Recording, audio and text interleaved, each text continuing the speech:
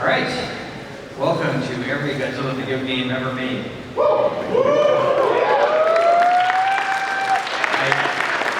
desperately hope I can get through all of this in the allotted time.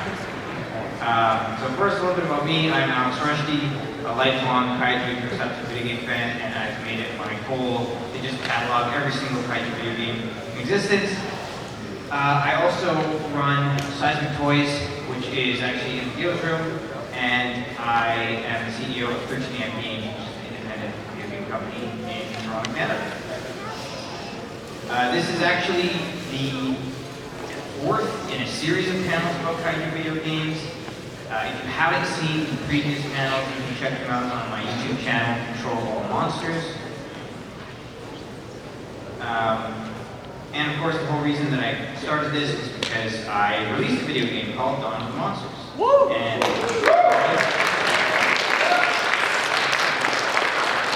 actually announced it at G-Fest 2019. But now it's out on every platform, and shameless plug, you can go buy a copy in the dealer's room. But I think it's sold out on Switch, so it's just PS4 and PS5. So, at the beginning of these panels, I like to do a quick roundup of any Kaiju games that released over the past year. So since our last panel, we had Taito Milestones 2. This gave us an official high-quality release of an arcade game called Dino Rex that was covered on a previous panel. That's what we got game. We got Squad 51 versus Flying Saucers. So this was previously only available on Switch. Now it's on PlayStation and Xbox. If you haven't checked it out, it's a really cool game that looks like an old B-movie. It's got like stop motion style animation, and it even has live action cutscenes with real actors. Dawn of the Monsters Arcade Edition DLC was released last August, which added a new playable character and a bunch of new modes and missions. And then, like 2 weeks ago, Dawn of the Monsters released on mobile. So if you have the Crunchyroll app, if you're subscribed to Crunchyroll, you can download the game for free on iOS and Android. We got 2 packs of Gigabash DLC.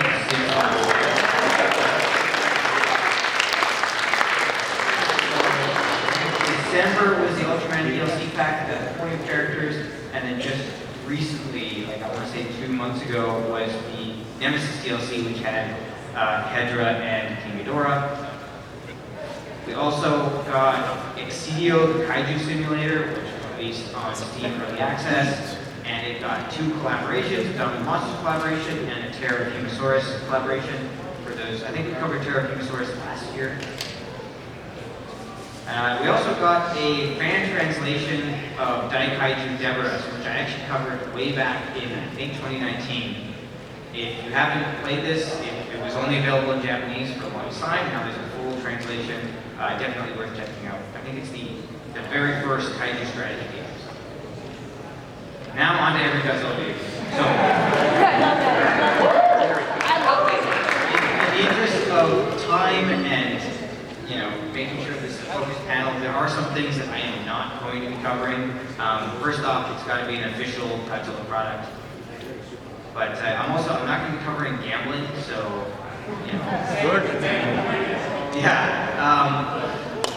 like Apache slot, casino games, any of that kind of stuff, I'm just not going to be covering. Even though there are some mobile games that are pretty close to gambling, but I guess you can get them in the past. I also will not be covering rides, so we need some level of interaction here, even if it is limited. Rides are closer to movies than games. And I also won't be covering any guest appearances, cameos, DLC, that kind of stuff. At the very least, Godzilla needs to be a highlighted feature included in the base game on the disc for the cartridge, or just a total focus of the game itself. Otherwise, if it's electronic, it has a screen, if it's got gameplay and interactive elements, I'm going to be covering it, even stuff like pinball, because it's a game. So, to start off, while there are 2 unlicensed Godzilla games for the Commodore 64 and ZX Spectrum that predate this game, Godzilla vs. 3 Giant Monsters is the first officially licensed Godzilla video game. In it, you kind of just move around the screen, use your atomic breath to take on enemies in a kind of whack-a-mole style setup. Very cool. I've talked about it before, so I won't spend too much time on it, but there it is. Then we've got CinemaScope. adventure, Godzilla. So this is a text adventure video game for the PC 88 and the FM7. It's actually a full recreation of the original film, which is pretty rare when it comes to Godzilla, as there are no Godzilla remakes, and that's simply because there's a lot of issues with authorship. So this is a remake of Godzilla, but in early 1980s PC video game form. You just move around the screen and use your atomic, it plays like a text adventure. So if you play things like Thor, that's kind of what you're doing. And it got a sort of sequel for the PC 8801 FM7 in multiplayer adventure New Godzilla. And it's retelling the events of the Return of Godzilla. It contains some real-time elements and is split into 3 parts, but despite the name and including the word multiplayer in the title, it is a single-player game. It just means that you control multiple characters from the human characters. No translations, and I think you can emulate it, but yeah, it's purely in Japanese. Then we've got Godzilla-kun, so this is one of the earliest Godzilla games, and it's actually based on the Godzilla and merchandise line. It's a puzzle platformer where, you're kind of moving around, climbing up vines and punching blocks to fight off other monsters like Ghidorah, Rodan, Baragon, and Anguirus. And once you destroy all the blocks, it's going to open a door for you to move to the next level. You can also edit and make your own levels. And this game was actually the first of the developer compiles many games from Toho. And they're a pretty famous developer known for shmups like Musha, Alesta, and Blazing Lasers, which itself is based off of the Toho film Gunhead. They're probably most well known for Puyo Puyo. And yeah, so this game is Japan only, but if it looks familiar to you, that's because it did sort of get a release here.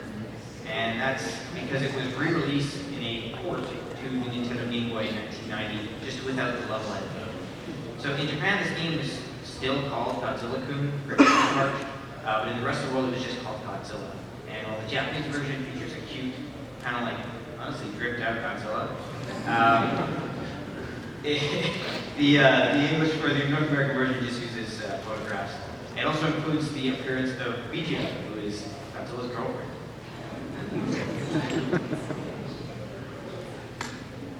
So now we've got the Mystery of Infinite Island, Monsters Fair. This is a bit of an odd duck. As in the game, you actually play as Mothra, running around and just blasting away every other monster on Monster Island, including Godzilla and even Minion. So it's a bit of an odd cross of top-down adventure and shmup. But yeah, it's arcade. You can play for score. It's pretty old school, difficult, and it features what looks like a cameo from Takora from the old Toho television series Kure Kure Takora. So there's a really deep Toho hole.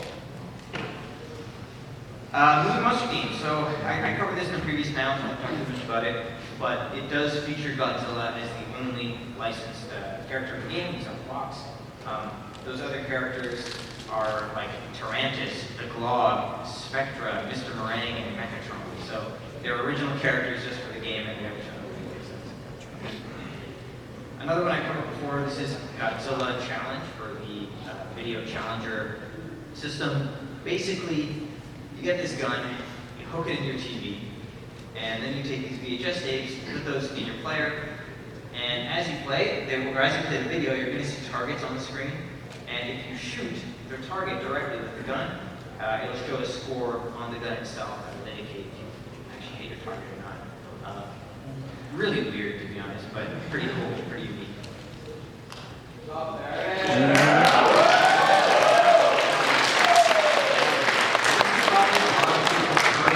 Video game, but we're already 23 slides in.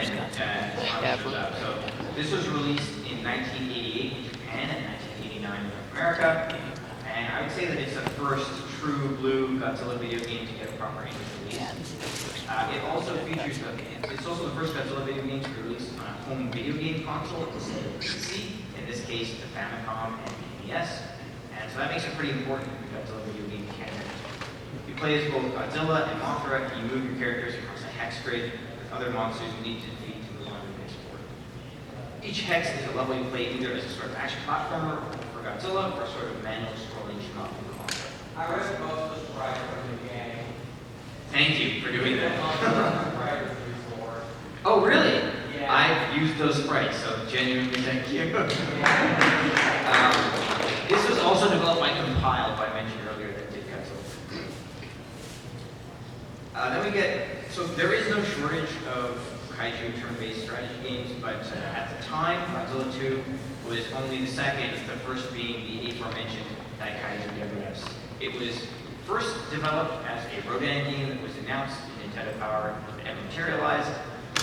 You take control not of Godzilla, but of the military trying to take Godzilla down. The game is pretty difficult, and for no reason I can figure out or understand, this game was only released in North America despite being developed in Japan. It's not a bad game, it's pretty tough. There are better Kaiju tactics games out there.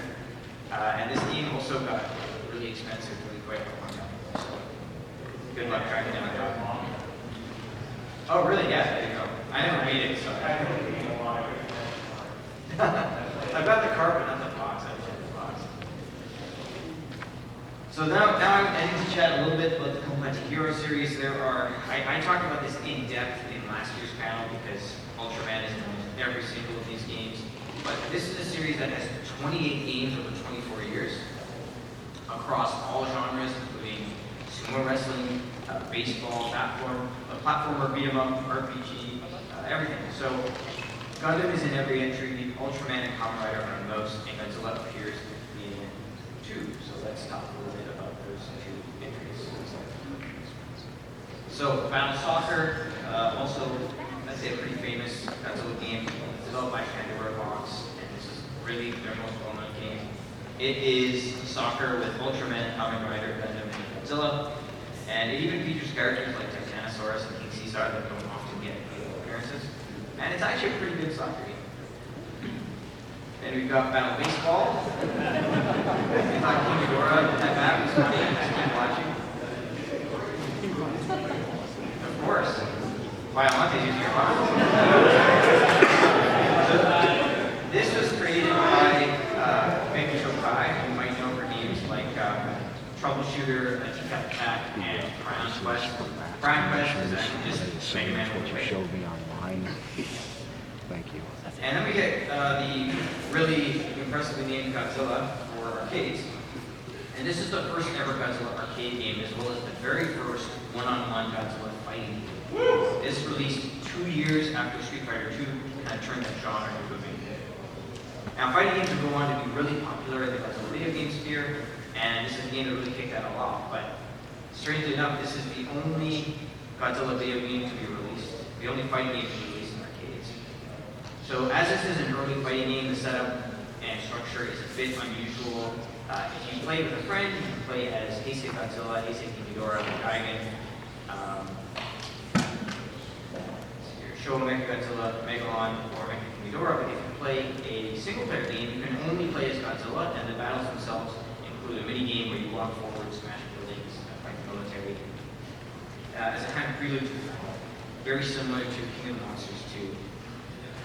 This also means that there are more monsters you fight against than are playable, including Mothra, Biollante, Fake Godzilla, Batra, and Super X2. Each battle has 10 cards and genuinely tries to recreate the movie battles as faithfully as possible with the correct backgrounds and locations, and it includes music tracks from the films themselves, which is now rare. Godzilla video games don't do that anymore. For the longest time, this was also impossible to emulate, really hard to find, until Galaxy Ghost actually had a PCB and built it up. It might even be in the Godzilla. It's broken now. Sadly. Yeah, it exists. Now we've got another PC game. So this is developed by System Soft, known for their Master of Monsters and Daisuke strategy games. It's a hex-based battle simulation game. I haven't played this, but it looks similar to basically all their other games, just kind of with Godzilla instead of Nobunaga. So 1993 was a really strong year for Godzilla video games, and the early 90s in general are when the highest volume of Godzilla video games ever were released.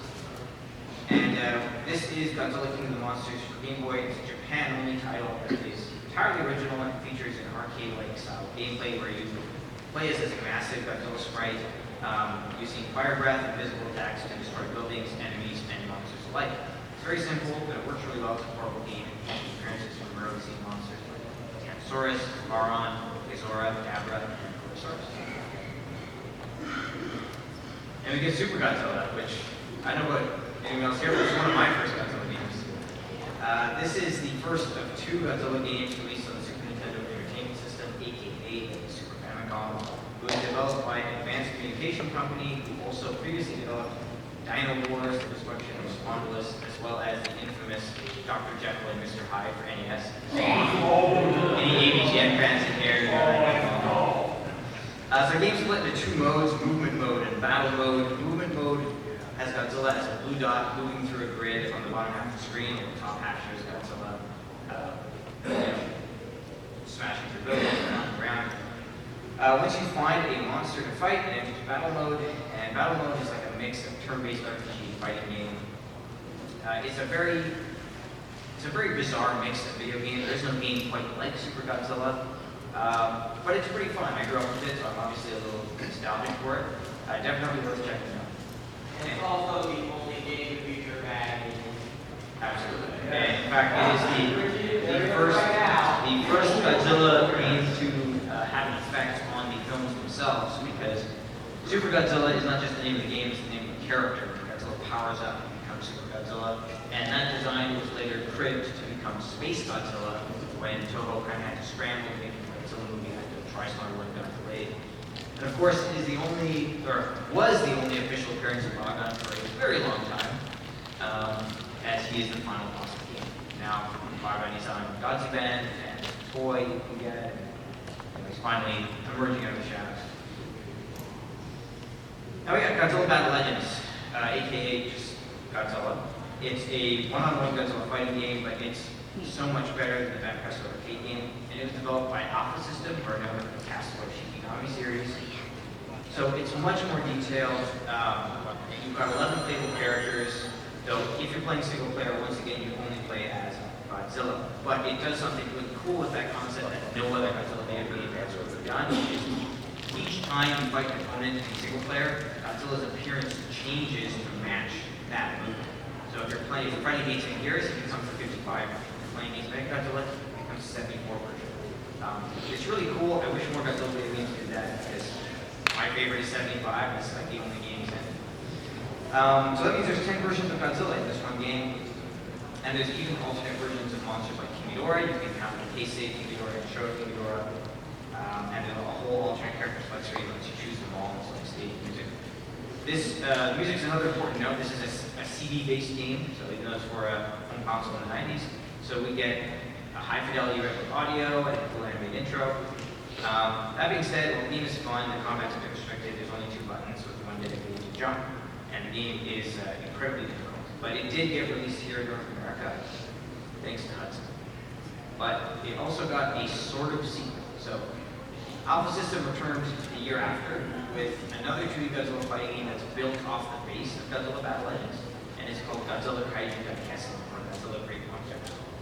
And it was actually announced to be released in North America and Nintendo Power as Godzilla Destroy All Monsters, but that release got canceled. The game is effectively an overhaul of Battle Legends, moving from CD to a cartridge-based NES, Super NES. Now, at first glance, there are a few downgrades, like there's no CD-based music, there's less characters, and you no longer see Godzilla's appearance change from just basis or monsters, but everything else is a lot better, and this game is one of my favorite Godzilla fighting games. So the music is great, the art direction is much darker and moodier, and you get to play as some characters that are also not seen in a lot of video games, like Violante, Atragon is playable, Mothra. So it's a shame this didn't get released here, but don't let that stop you from importing a copy. It is region free, and it doesn't require any Japanese. So, and the Super Nintendo is very easy to make region free by snapping off 2 bits of plastic. That was region locking back in the day. It was 2 bits of plastic. You snap those off, and you have a region free. So this one's a bit of a weird one. The Sega Pico was an educational video game console aimed at early childhood, released by Sega in 1993. It featured storyware that were basically game cartridges attached to children's books. And the device had a pen and a tablet, and when the player turned a page in the book, it would turn on screen and come to life. And the player could then touch the pen and different objects on the book to interact with them on screen and use the tablet to control the individual page. I don't know how this thing worked. It seems like black magic to me. I'm a video game developer.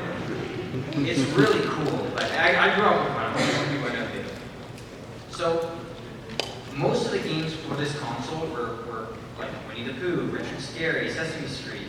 But in Japan, it had games like Ultraman and Godzilla, heart-pounding monster round. So this was actually the first of many licensed Godzilla games from Sega, and you explore Monster Island and I think very simple activities that are aimed at early childhood. But it also has some deep roles like Odako, Dagora, and Monra.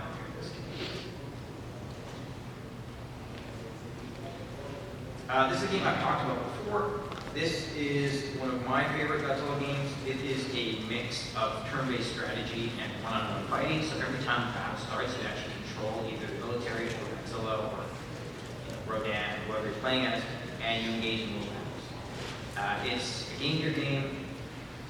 You can play it without any knowledge of Japanese, but there is a full fan translation available, so I definitely recommend checking it out if you haven't played it before. The only Godzilla game on the Sega Saturn is Archipelago Shock, which is a mix between real-time and turn-based strategy that has you controlling the JSDF as you attempt to defeat kaiju scenarios inspired by the Godzilla films. And this is one of the few Sega Saturn games that has compatibility with the mouse program.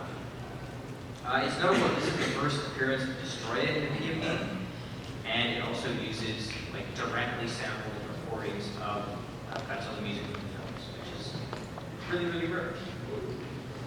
Now we get something kind of weird. This was a web browser game released in 1997. It's not called Archipelago Shock, it's called G-Patrol. That's what happens when you get a slice late at night. This is a Godzilla game that features no Godzilla at all. Instead, you're playing a really simple shooter, and you're firing at weird monsters that are clearly not Godzilla, like some baby-headed spider, and these never appear in the movie. This was just a marketing attempt for the film to, like, drum up hype before the film release. And unfortunately, at that time, they wanted to keep the Godzilla design secret, so they couldn't use it in the game. While it was lost for decades, it has since been rescued, and you can play it online.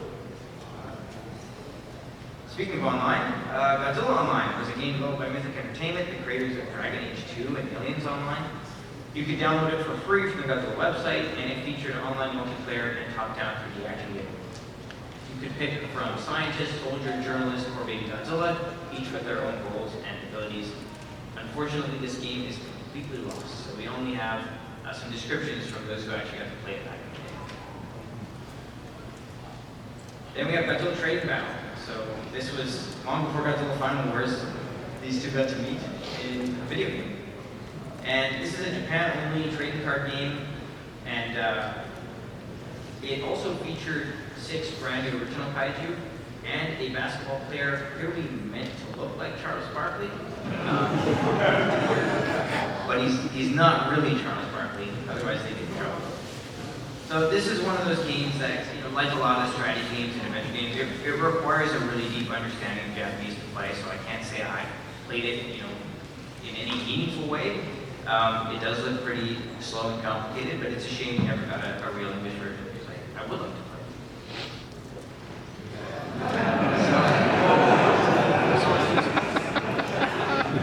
it. These games get a little weird sometimes. In 1998, Sega released Godzilla Generations for the Sega Dreamcast, and this game plays out like a sort of free-roaming Godzilla simulator. In fact, the game I mentioned earlier, the Kaiju Simulator, is somewhat inspired by this. Most of the characters that you play in this game are mostly Godzilla. Except for Dr. Seuss. So the camera in this game is not player control, so it's tank-style controls. You can play it in the classic Resident Evil games and stuff like that. And the player is tasked with destroying the city they're in as much as possible in order to move on to the next stage. It's incredibly simple, and it was notoriously panned upon release. I think IGN gave it like a 2 or a 3 out of 10. In my opinion, it's simple fun for Godzilla fans just wanting to like mimic and simulate Godzilla as close to films as possible. Of course, I say that while Dr. Serizawa holds up the oxygen destroyer and destroys the city. That's one of the Easter eggs. You can also play as Minion in this game. I think it's his only playable appearance in a video game. And there's a Kaiju Coliseum where you could train Kaiju like Tamagotchi on your Dreamcast VMU, and you can battle against each other. Oh, bro. Like kind of like Pokemon or Digimon. There was a sequel to it. It's not really a sequel. It's a much better game called Godzilla Generations Maximum Impact, and it is something like an arcade rail shooter, which is a bit more of what someone would expect out of Sega. It's a straightforward single-player action game where you control Godzilla and you fight all the Heisei-era monsters in rail shooting battles, sort of similar to Panzer Dragoon. The game's actually pretty fun, great visuals, and it has a unique version of Super Mecha Godzilla exclusive to the game. Definitely worth importing and playing. And if you use, there are ways to region unlock these Dreamcast, you can just burn boot discs and things like that. Nice.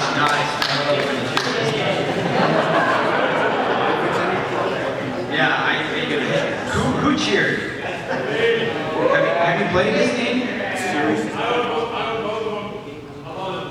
Respect, you know, I respect that. So, this is like the 1998 remake of Godzilla King of the Monsters from 1993 Game Boy game. You simply walk right, you shoot fireballs, swipe your tail, and stomp. It's incredibly basic. For reasons I don't understand, it doesn't have music. The sprites are well animated, the game is incredibly limited and simple, and this is another rare case of Godzilla game that was not released in Japan. But if you like this game, let's see what we got next. So this is practically identical to the previous game, but it features different enemy monsters, slightly different controls, an aiming reticle, and some slightly different moves. Also didn't release in Japan. But thank you.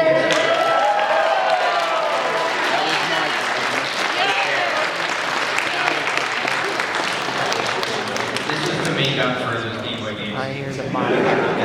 So we got Godzilla Strong Monsters Melee on the GameCube. It's considered one of the best Godzilla video games of all time. There isn't much for me to really say about this game. It hasn't already been said. If you somehow haven't played it, I know that it's published by Atari and by Pipeworks Software. This was actually Pipeworks, practically their debut game. It's got 12 playable characters in arena-style combat with 4 players, and this was the first fully 3D fighting game for the Godzilla franchise. It was quite successful in its day, leading to a Player's Choice re-release, as well as a port to the original Xbox, which was funded by Pipeworks themselves. There are 3 main versions of this game: the North American GameCube version, the Japanese GameCube version, and the Xbox version. The North American and Japanese GameCube versions differ only in voice acting, logo, title, and Mechagodzilla. The North American version, Mechagodzilla, is the Heisei variation. The Japanese version is the same moveset is mapped to a brand new Kiryu one. The Xbox version contains both Mechagodzillas, 2 exclusive maps, an exclusive co-op battle mode, and DLC stages that are now lost, unless you have it saved on your Xbox from like 20 years ago. It also features slightly revised graphics, and your mileage may vary on the updated character models. But all in all, this game rules. It's the reason I bought a GameCube. And personally, I kind of like it more than Sea of Europe. I know it's probably heresy. It wasn't the only Godzilla movie or game we got that year, though. We also got Godzilla Elimination. So this was developed by Way Forward Technologies, known for Contra 4 and Shantae, and who eventually went to publish my game, Dawn of the Monsters. Oh, you made that? I love that game so much. It is the please make a sequel, please make a sequel. Please. All right, I'll do my best. Thank you. Funny anecdote, early on in Dawn of the Monsters development, we wanted to see if we could get the reporter from this game in Dawn of the Monsters, but there were like some legal issues and we couldn't pull it off. We tried. So this game basically takes the gameplay concepts from the old SNK King of the Monsters games and applies them to Godzilla. It's pretty underrated, and it has a fantastic soundtrack by Jay Kaufman. There are 2 versions of this game, with the North American and Japanese versions featuring different sprite art. And in the case of Mechagodzilla, 2 different Mechagodzillas entirely. I have a question. If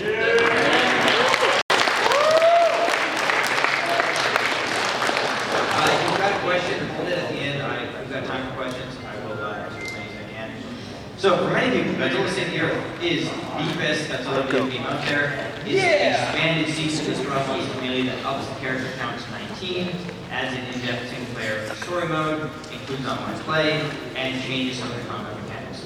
While the original game was a GameCube exclusive for a while, the sequel actually just skipped GameCube entirely, and also it's on PS2 and Xbox, and that was due to Atari just not having the resources to do a port for all three. This is another game I really don't have to talk about much. I think everyone here knows this game pretty well, and if you walk downstairs, you can just play it. So just go play it, and nobody would.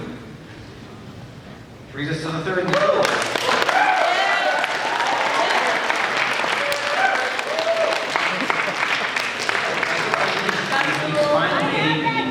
Trilogy of Godzilla games, and it was a pretty major overhaul from the previous two titles. The number of playable characters is increased to a whopping 26, split into 4 factions: Earth Defenders, Global Defense Force, Aliens, and Mutants.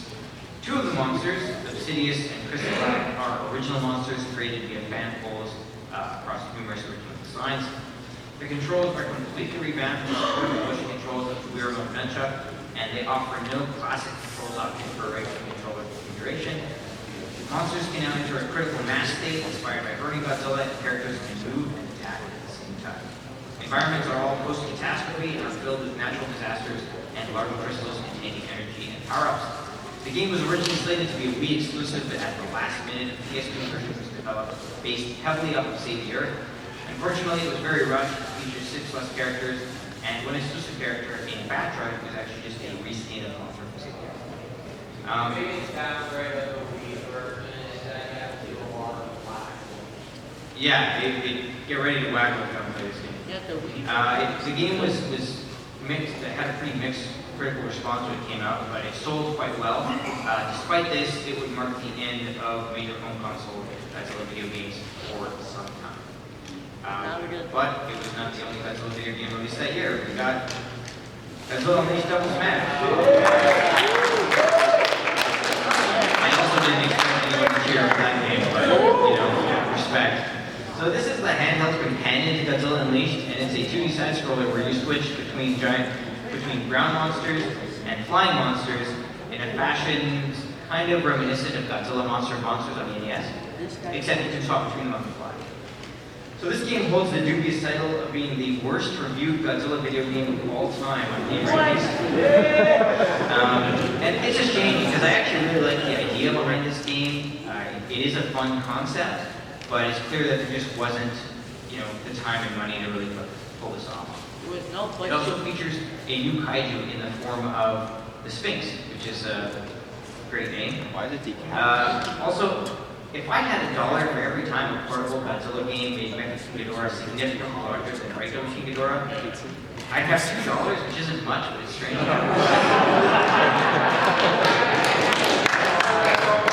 don't know what it is. It was definitely.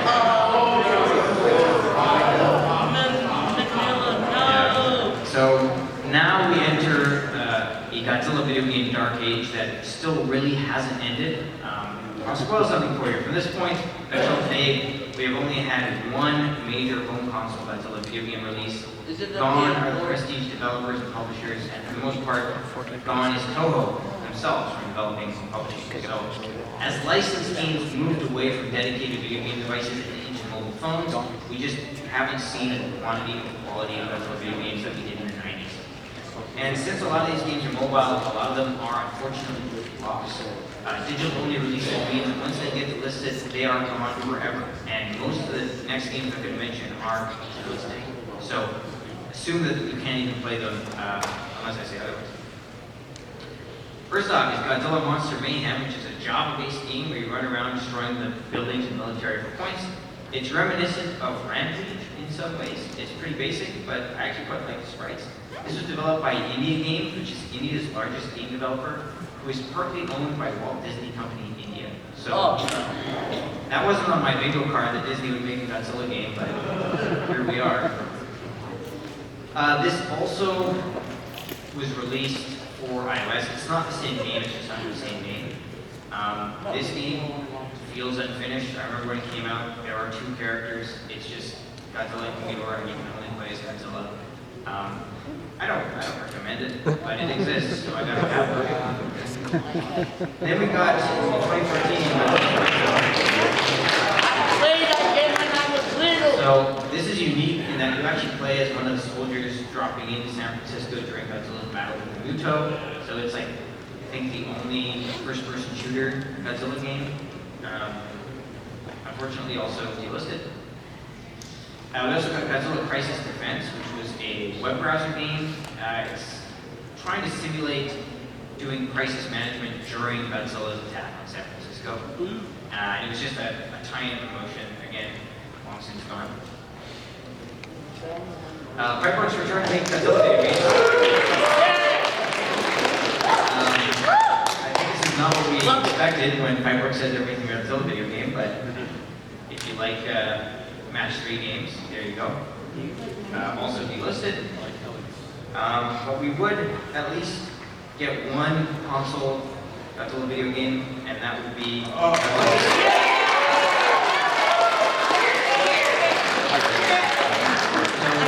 Here's the thing. 1 decade ago, we got the final Godzilla home console video game, simply titled Godzilla in Japan.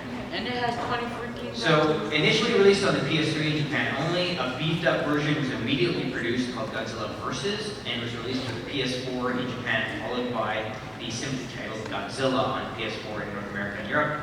It's essentially a modern remake of Godzilla Generations. You walk around a city trying to destroy as much as possible, while also taking on other monsters in a sort of action game, sort of fighting game hybrid. The controls are somewhat similar to Generations in that they're actually independent from camera movement, but they're much better performed. Initially, in the PS3 version, you could only play as Godzilla. In the PS4 version, you can play as multiple monsters and even fight against other players online. If you love destroying generators, you're going to love this game. This game was also critically panned. It's one of the lowest rated Godzilla video games of all time, and in all honesty, while the game is pretty clunky and competitive, I quite enjoy it. It does a really good job of capturing the aesthetic of the Heisei movie, so if you're a big Heisei fan, definitely worth checking out. Not that my recommendation matters though, because it also got delisted, and is one of the most expensive PS4 games in existence.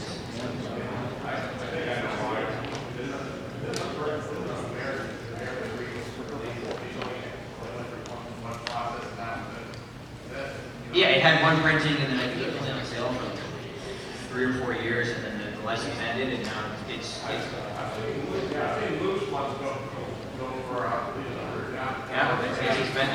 Even the Japanese versions, you can import the Japanese version, even the Japanese version is expensive. There's no Godzilla 2014 was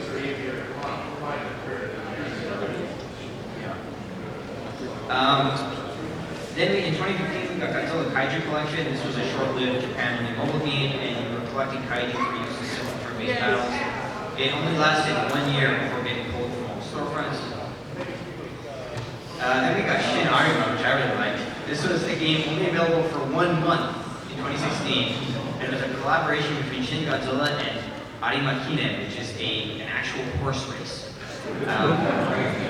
So horse racing games are incredibly popular in Japan and have been for decades, and this game had the horse racers completing anti-Godzilla missions. And you could ride more than horses. You could ride elephants, giraffes, or something. Oh, this one.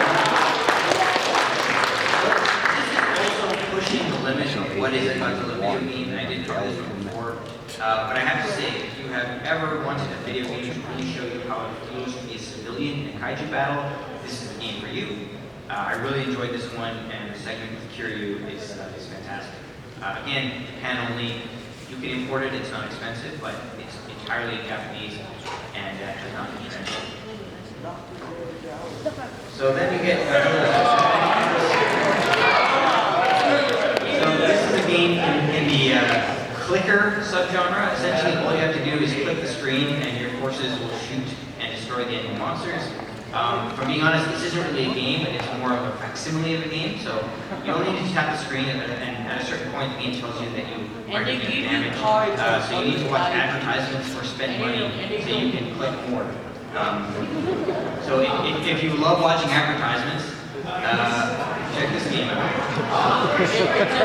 You only collect the Well, cards. I'm almost out of time, so I'm just going to keep going through.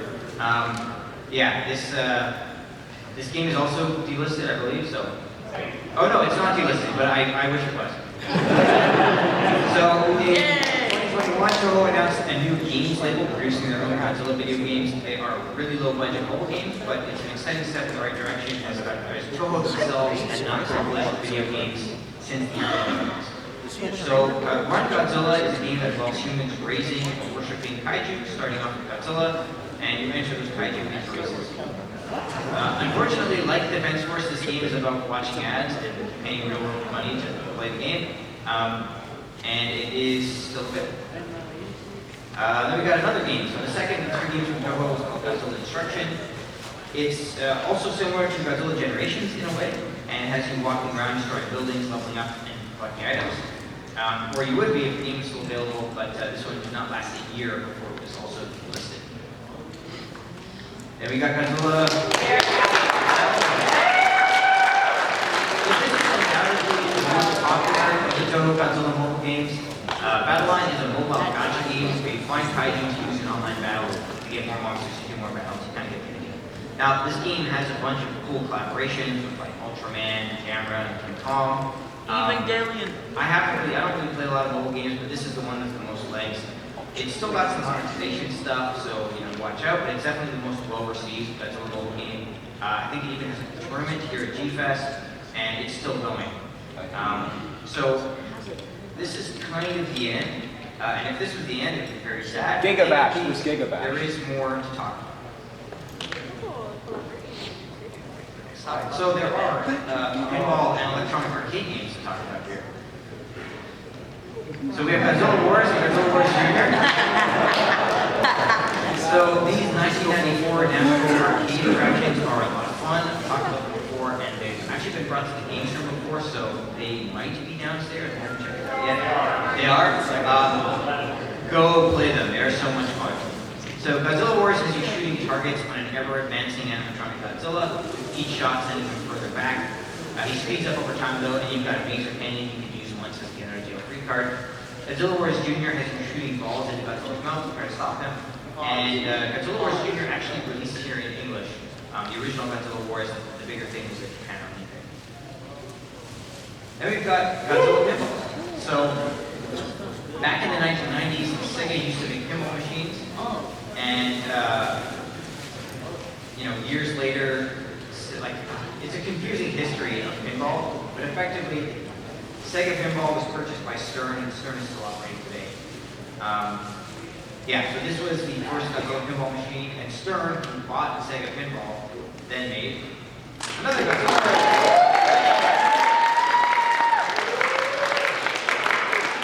I've also covered this before, and if you haven't played this game, I really recommend it. Like, as a pinball fan, obviously I'm biased as a Godzilla fan, but as a pinball fan, it's a really good table. It's really fun. Definitely check it out if you haven't. Maybe it's downstairs. There's multiple versions. They actually just announced the 70th anniversary version in black and white. So if you have 10 grand to spare, go for it. There's a pro. There are a few VR and AR games. Be careful when donning any headsets inside giant kaiju skull. So, back in 2016, Toho and Bandai Namco partnered up for a special event with Namji Town. And Namji Town is a sort of indoor theme park with the focus placed on its food street, and it's all made to look like Showa era Japan. The game was a limited time event available only during, I think it was the release month of Shin Godzilla. So in the game, you don augmented reality headsets and special wristbands, and you're tasked with repelling Godzilla by throwing fireballs and other weapons at him by flinging your arms like this. I got to play this while it was up, and while it was novel, the AR effect was not super well implemented, and the game was really difficult. Like, you've got a team of players, and no one could beat Godzilla. He won every time. What's interesting is that the Godzilla model is actually ripped right out of the PS4 game. Sadly, this is a piece of lost media now. The game has not reappeared in any way since the event. But even more sad is that neither has the incredible food from the event. I gotta say, I had the Godzilla foot gyoza and the King of Dora rice pilaf, and that's probably the tastiest the King of the Monsters has ever been. Then we got a VR game in 2016 for the PlayStation VR. So this was a free interactive demo that was created as part of a drug promotion in Japan only. It allows you to experience the viewpoint of a civilian during Godzilla's attack in the film, and it uses CG data from the movie itself, and Shinji Higuchi even helped promote it. It's very short. There's nothing you can do besides kind of just look around and see what's happening. However, if you want to play this game, you're going to need to find a PS4 that already has it downloaded because it was delisted only a year after release, and there are no plans to make it available. But the work done here might have helped produce something much more elaborate 2 years later. So this is Godzilla VR. Compared to the PSVR demo, this is like the real deal. It is an attraction, an interactive game attraction. It's a kind of light on-rail shooter where you strap into a motion simulator with a VR headset and joystick and fly around Tokyo during Godzilla's rampage. Similar in some ways to the PSVR demo, this is much longer. It's about 15 minutes long and much more dynamic, as not only are you flying around in a chopper instead of standing on the street, you actually get aimed, you have to shoot him with a blood coagulant in the mouth in order to stop. I haven't had a chance to experience this myself yet, but here's the good news. It is still available. It is not gone. You can find it at Bandai Namco VR arcades in Japan. They'll talk around it. You can check out Bandai Namco's website for more details. And we got a new Godzilla game this year, which is pretty crazy. So Godzilla Attack VR is a rail shooter game that was produced by Raw Thrills. Who said the arcades are dead, right? We don't have a console game, we have an arcade game. So this is by the same people behind Kong Skull Island VR experience, so you can find that at the Game Busters. It includes 2 scenarios, Big Beerus and Manda. Both involve you flying a chopper through neon-soaked city streets while you blast away at hordes of monsters and eventually Godzilla himself. The visuals are beautiful and it's action-packed. The game has Godzilla, Manda, Mechagearus, Mechamulan, and some new characters, including like smaller Manda-like creatures and medium-sized Kiryu mechs that attack you. The actual shooting gameplay is somewhat limited. There's not much potential for scoring or replay. The game's quite short. And once you play through one story, you have to pay again and go to the next one. But that being said, if you ever find this, I definitely recommend checking it out. Godzilla translates to VR really well, and it's quite well done. So that is every Godzilla video game ever made.